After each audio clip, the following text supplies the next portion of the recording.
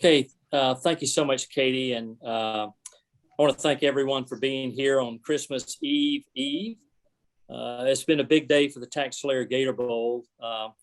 In a little over 24 hours, we were able to find a replacement for the Southeastern Conference representative. And we were very, very happy to welcome Rutgers University to Jacksonville.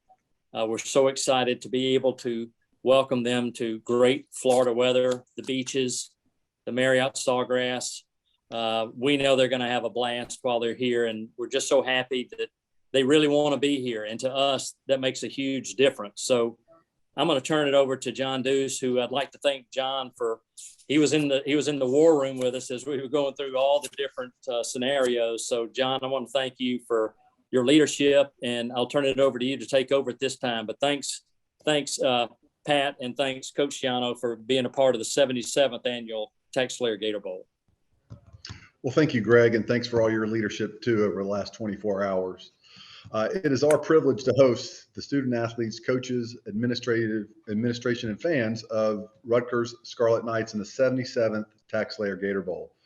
The Scarlet Knights are led by head coach Greg Schiano, who is leading the Scarlet Knights to a bowl game for the 7th time, winning the last 5 trips. This will be the program's first bowl berth since 2014. In 2021, Rutgers University earned Big Ten road wins at Illinois and Indiana after completing a 3-0 non-conference slate. This marks the Scarlet Knights' first appearance in the TaxSlayer Gator Bowl and will be the 3rd time they faced Wake Forest, previously in 97 and in 99, which were both Wake wins. This time, I'd like to officially welcome Athletic Director Pat Dobbs and ask him to please make some remarks. Pat? So thanks, John. This is a great day for Rutgers University. We're really, really excited about the opportunity ahead of us here with the Gator Bowl. I believe the 6th oldest bowl in the United States, in the great city of Jacksonville. So we are very excited to bring our team and our fans down to Jacksonville. We've already checked the weather forecast. It's going to be great. So that's good.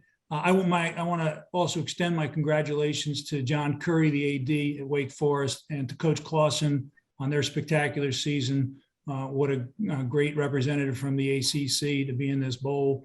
I want to congratulate Coach Schiano. What the job that he's done in 2 short years is quite remarkable. And, unfortunately for A&M, obviously, I know they would like to be here if they could. So we appreciate the difficulty that they've had to go through, but we appreciate now the opportunity that we've been presented. We can't wait to get down there to the great city of Jacksonville and have a great game on New Year's Eve, Gator Bowl. That doesn't get better than that. Thank you, Pat. Really appreciate it. Now we'd like to ask Coach to make some remarks. Welcome, Greg. Thank you, John. And Greg, I appreciate everything you've done today to help this process through. Really excited about coming down to the Gator Bowl and to Jacksonville, and what great history to play in this storied bowl game in a great city. We're very, very excited. Our guys just got off a Zoom call with them, and our team is thrilled, can't wait, and are ready to get back to work. So we are really looking forward to it. Coach Clausen did a tremendous job, has done a tremendous job at Wake Forest. We go back 30 some odd years. We're very close, and look forward to competing with his team again in a tremendous venue and a tremendous bowl game. So I know our team's excited. We got a lot of work to do, but can't wait to do it. Great, thank you. Katie? Okay, so we'll take some questions. We'll start with Cole Pepper. All right, thank you, Katie. This is for both Greg McGarity and then a follow-up for Coach Schiano.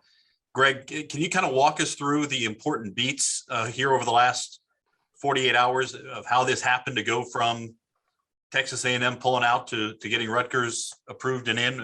What were sort of the key moments there? Well, one key moment was late Monday, when we found out A&M was having issues, which certainly put up a red flag in the COVID world. And then to find out Wednesday, which was yesterday, at right around noon or so, that A&M was not able to field a team, and then to be able to pivot. And just tremendous cooperation from the NCAA, the Football Oversight Committee, the Big Ten staff, John Curry, Michael Sullivan, Ty Halpin from the NCAA, and just everybody working together and really going to the protocol in the NCAA about running through the list of teams that were 5 and 7 and had the highest APR rate ranking. So it was a process that certainly the NCAA facilitated for us, and we had a lot of reach out. A lot of teams reached out to us. We could not invite anyone. We didn't have the right to invite anyone because the NCAA was going to determine that. But once Rutgers, which was at the top of the list, said they were interested, we were able to huddle, and here we are with Rutgers. And so this has been a 25-hour period here that has been really hectic, but it all ended up great, and Jacksonville's going to have a great game on the 31st. Okay, Keith Sargent. Hey, this is for either Pat or Greg Schiano. Regarding the APR, I know after Greg left the first time, it was really, really good. And I know, Greg, you've always emphasized the importance of it beyond a tiebreaker scenario. But how much importance did you place on getting it improved after you arrived? Well, I think, Keith, you're exactly right. That was always something that was very important because what it represents, and that's success in the classroom, and that's, they're student athletes, and the student part definitely comes first. But Chris Ash, who was the coach before, did an excellent job, and I have no idea if it was the numbers that are from when he was coach or since we took over, but I think that's been more of a Rutgers identity in the football program, is that's the way that things are going to be run. So I'm awfully glad that that is where we are, because you're right. It was nice to have it be whatever you called it, a tiebreaker, but more importantly, it's about the academic success of our student athletes. Yeah, the only thing I'll add is, it's one of the things that our new president, Jonathan Holloway, has stressed is academics are going to be first. And Greg set the standard, and we've seen that across all of our programs. So I know our president's really proud, and this is what the NCAA is about, right? Is in instances like this, let's reward those schools that do put academics first. So I think that's something to be celebrated today as well. James Crutch.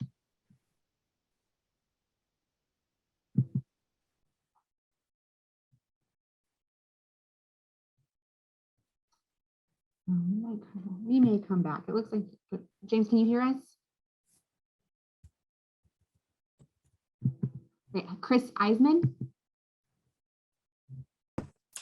Just for Greg Schiano, what are your next steps now in terms of getting the players who may be left back to campus, and when you can start practicing, and I guess how many practices you think you're going to be able to get in?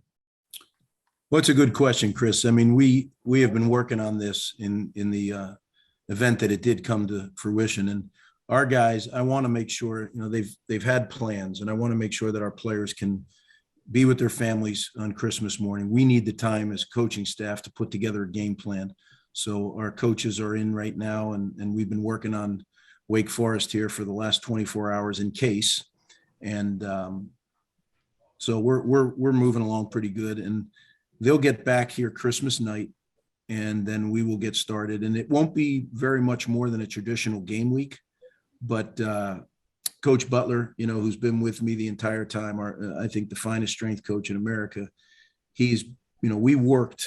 The good thing is we had the opportunity to train the first week after our season was over. We thought we still had an opportunity to go to a bowl game. So we trained that week. We trained the week after, and it was a great week of training. And then when we got into final exams, it was voluntary, but I mean, by just watching who was around, it was pretty well attended. So I think being that we have such a late final exam schedule here, and, we didn't officially get done with school until the 22nd. So our guys haven't been gone too long. And I'm not worried at all about that issue. Coach Butler's got a program that they're doing the next 2 days at home to do some change of direction things and get themselves ready.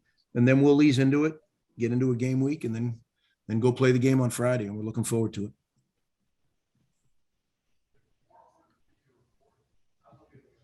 All right, we'll go back to James. Greg and Pat, my screen froze for a second. I'm not sure if you guys mentioned this. The guys who have declared for the draft who have signed with agents, do they have to receive a waiver to play in the game? And is that possible for them to receive that waiver? Yeah, they do have to receive a waiver. And the ones that choose to do it, I've already spoken with compliance and we're involved in that right now. And I think being that it is such a unique situation, I don't see there being any problem with that, but we'll take it as we do it. Will Brown.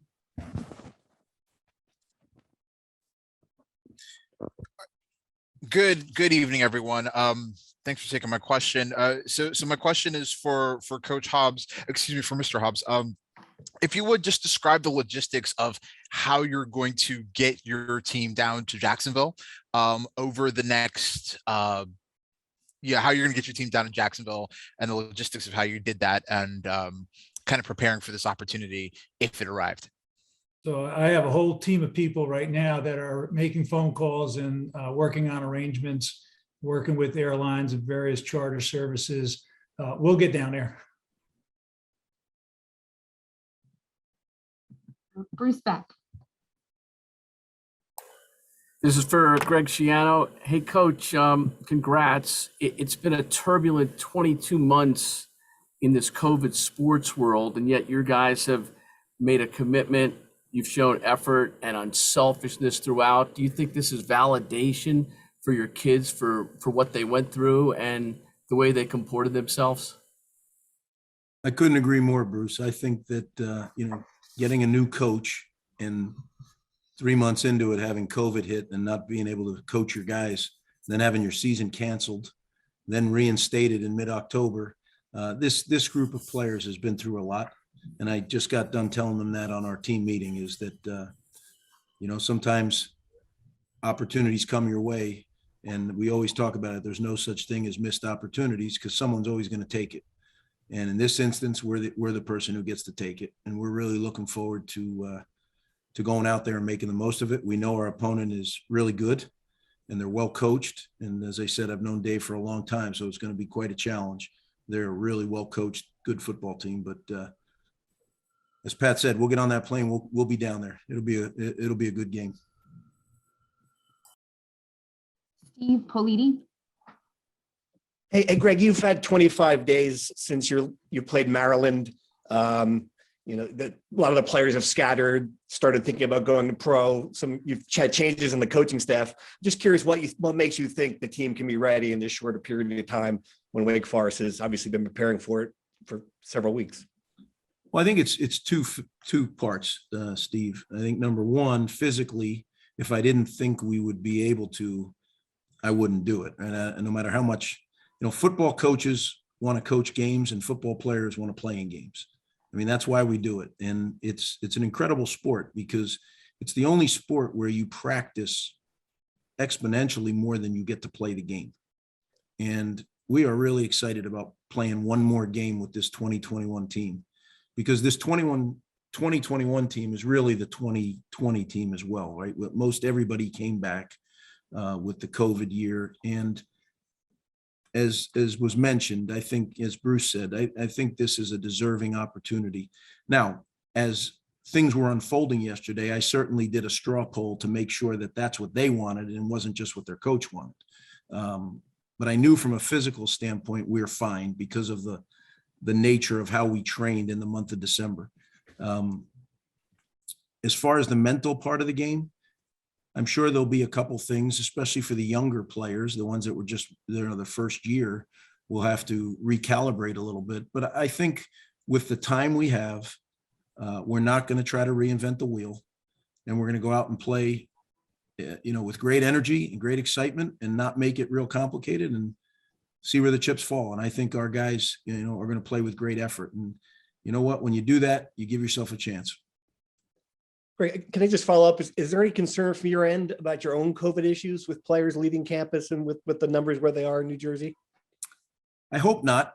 Steve, it's all across the country right now. So, but our guys we're a fully vaccinated team, and I'm confident that that with that and being extra careful when we get everybody back, that we'll be okay. Tina. Hi, Katie. Thank you so much. This question is for Coach Schiano.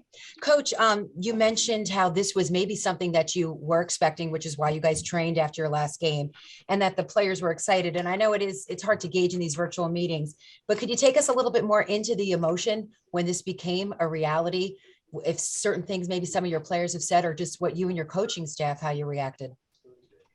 Well, I think everybody was cautiously optimistic because we had gone through this once already, like really twice.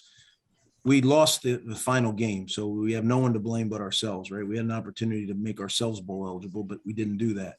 So then that evening, we all watched the scoreboard because we knew what had to happen for us to be able to play. And then there was a situation that arose as the week went on, the following week, that there might be an opening in one of the games. So it wasn't until Friday of that week, I believe it was Friday, that we finally got it's not going to happen. So then it was, from that point forward, it was really training. A lot of the guys that were planning to go to the NFL have been training because that's, obviously they're getting ready for workout days and combine and those kind of things. So I'm really comfortable with that part of it. And I really didn't have to, I called some guys when it first broke and I said, look, if this happens, what do you think? But then my phone started blowing up when our players saw it. I mean, they were texting me and, Gator emojis and all this kind of stuff. So they're fired up. Trust me, this is a team that'll be ready to play. And if there's guys who, I get, I've been an NFL head coach and I know the business side of the game. If there's guys who choose not to, I understand that. There's no hard feelings there.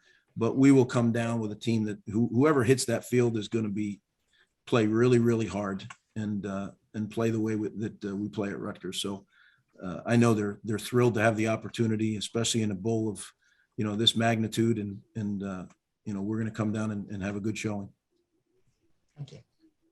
We have time for just two more, so we'll go Tom and Andrew. Tom, I'll let you go first. Thank you. I have two quick questions. Greg, the first day you think you'll be able to practice is Tuesday or Monday? No, we're gonna go out. We're gonna ramp up slowly. So we're gonna the guys will come back Saturday night, and then Christmas night. So they spend time with their family on Christmas, then get back. And 90% of our guys are a 2-hour drive from campus, so it's not a big issue. And then we'll get going on Sunday, and a lot of Sunday will be more mental and meetings than it'll be physical, but we'll go out and do some stuff just to kind of ease into it. And then we'll kind of escalate each day. And, I'm sure practice will feel a lot better when you get down in the 70s than it will up here. So we're looking forward to that as well. So we'll kind of build and ramp up to the game. Okay. And the other question I have is for Greg. Teams usually make money on these games. Do you have to divide the pot in thirds, or does the A&M still get something, or is it split between Rutgers and Wake Forest, or what? Well, obviously, the SEC would not receive any benefits from our game since they didn't play, but it also affects a lot of other dynamics that we have going on. So our financial model we had to start over again because it's a different model, different teams. It's not an SEC representative, so that changes some of the dynamics that involves with our sponsors and things like that. So we basically had to start over and certainly work to where we could provide the best, as much resources as we could to the representative to Rutgers. So we're fine tuning that. We're waiting to get some cost estimates from Pat and his staff so we can sort of formulate a financial opportunity here, but certainly we want to be fair to everyone, but everything is kind of last minute. So, our main thing is making sure that these student athletes and staff have a great time, and they certainly will. A lot of great things in Jacksonville. So we're focused on that, and we'll deal with the dollars at some point in time. Thank you. And Andrew.